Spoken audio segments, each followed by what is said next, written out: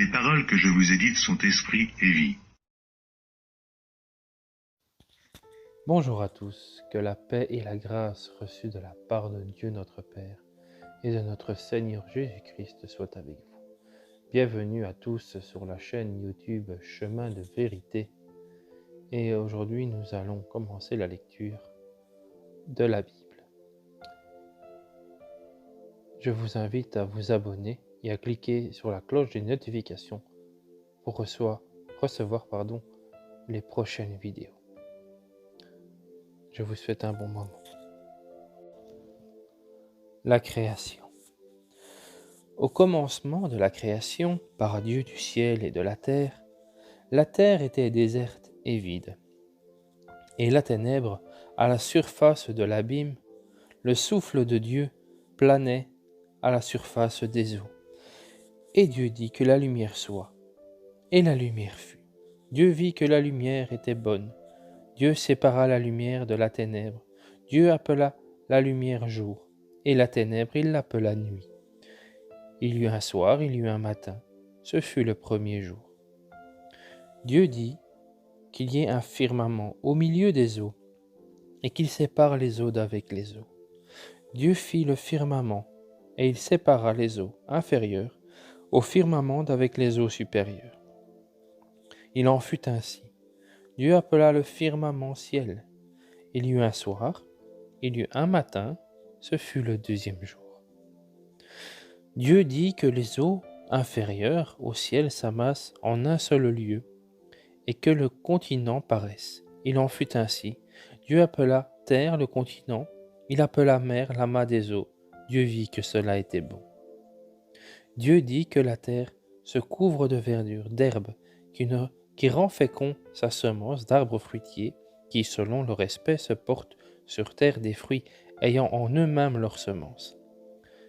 Il en fut ainsi. La terre produisit de la verdure, de l'herbe, qui rend fécond sa semence selon son espèce, des arbres qui portent des fruits ayant en eux-mêmes leur semence selon leur espèce.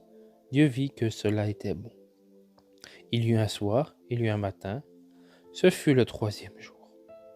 Dieu dit qu'il y ait des luminaires au firmament du ciel pour séparer le jour de la nuit, qu'ils servent de signes tant pour les fêtes que pour les jours et les années, et qu'ils servent de lumière au firmament du ciel pour illuminer la terre.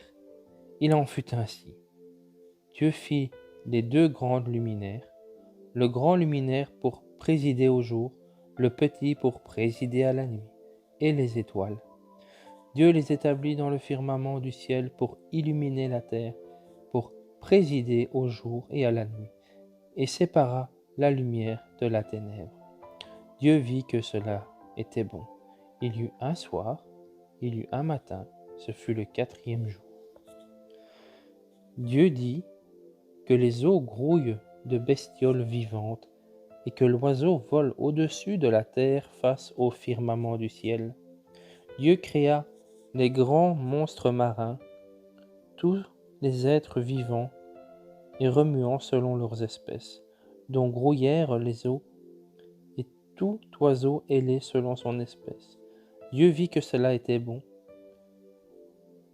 Dieu les bénit en disant « Soyez féconds et prolifiques, remplissez les eaux dans les mers, et que l'oiseau prolifère là sur la terre. » Il y eut un soir, il y eut un matin, ce fut le cinquième jour. Que la terre produise des êtres vivants selon leur espèce, bestiaux, petites bêtes et bêtes sauvages selon leur espèce. Il en fut ainsi. Dieu fit les bêtes sauvages selon leur espèce, les bestiaux selon leur espèce et toutes les petites bêtes du sol selon leur espèce. Dieu vit que cela était bon. Dieu dit, faisons l'homme à notre image, selon notre ressemblance, et qu'il soumette les poissons de la mer, les oiseaux du ciel, les bestiaux, toute la terre et toutes les petites bêtes qui remuent sur la terre. Dieu créa l'homme à son image, à l'image de Dieu. Il le créa, mâle et femelle. Il les créa.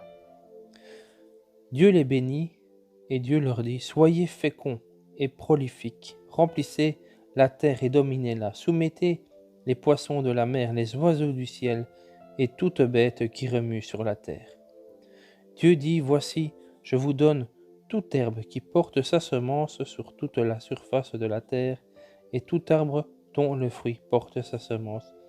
Ce sera votre nourriture.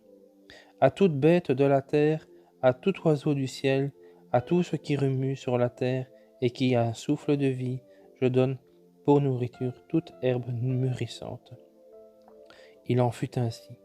Dieu vit tout ce qu'il avait fait. Voilà, c'était très bon. Il y eut un soir, il y eut un matin, c'était le 6e jour.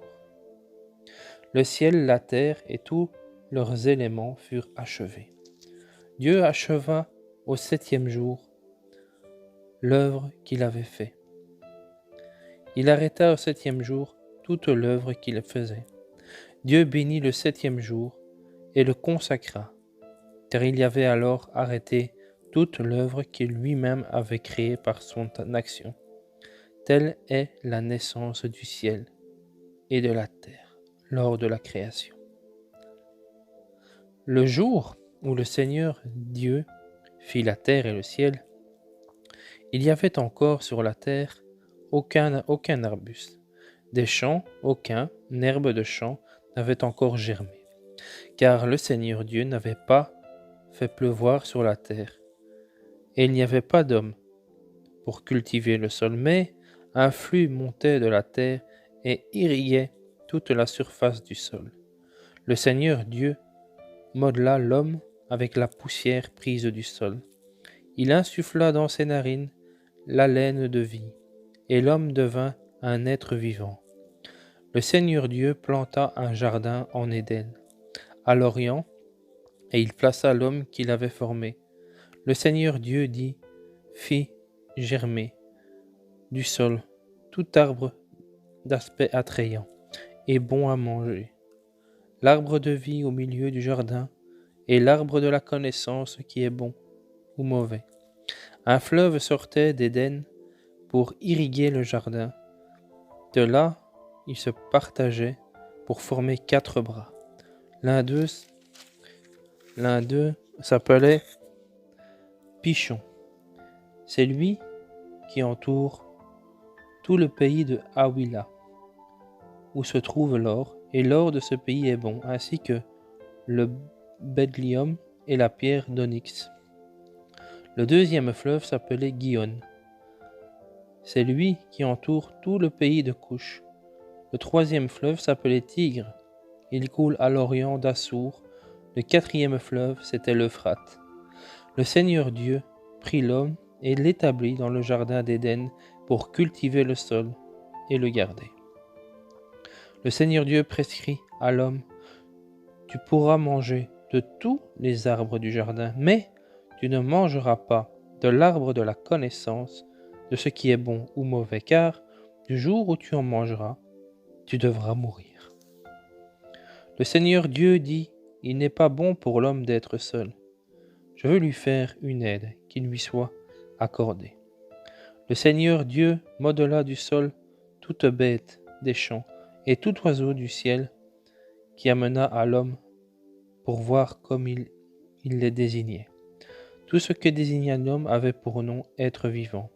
L'homme désigna par leur nom tout bétail, tout oiseau du ciel, toute bête des champs, mais pour lui-même, l'homme ne trouva pas l'aide qui lui soit accordée. Le Seigneur Dieu fit tomber une torpeur. Le Seigneur Dieu fit tomber dans une torpeur l'homme qui s'endormit. Il prit l'une de ses côtes et referma l'échelle à sa place.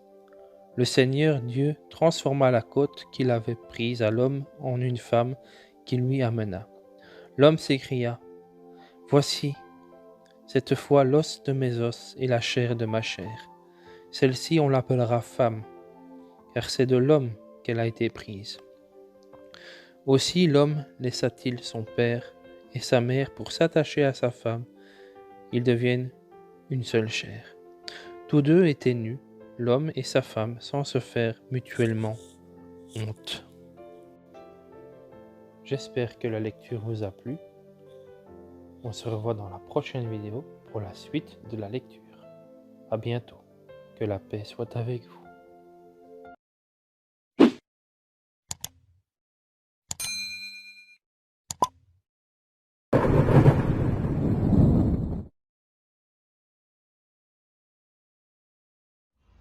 Les paroles que je vous ai dites sont esprit et vie.